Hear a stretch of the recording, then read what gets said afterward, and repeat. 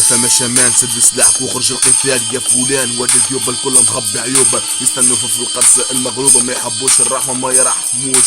واذا تحت في ايديهم ما تموت بالكرتوس الدم مسلسل محو الخيال. هذه حقيقة صارت البرشا رجال واذا شدوك حضر روحك خاطر في لحظة نجم تطلع روحك. يبدو بالتقميص والتعذيب سي نورمال هذا اسلوب الذيب.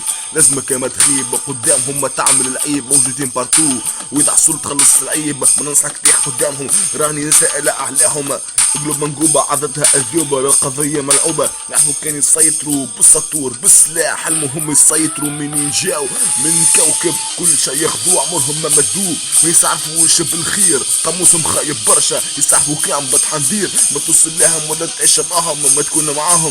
هذا كي جوع يدوروا على ايديهم حاول باش ما توحل معاهم مهما كنت قبيح مهما جالغ مهما تصيح قدامهم باص باش تطيح.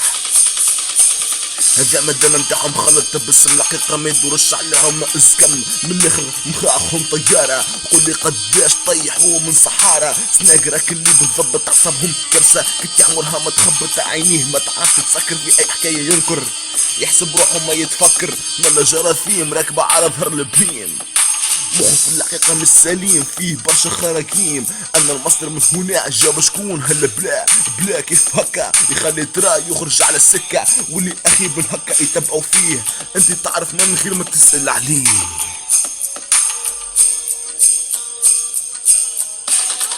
من غير ما تسأل عليه.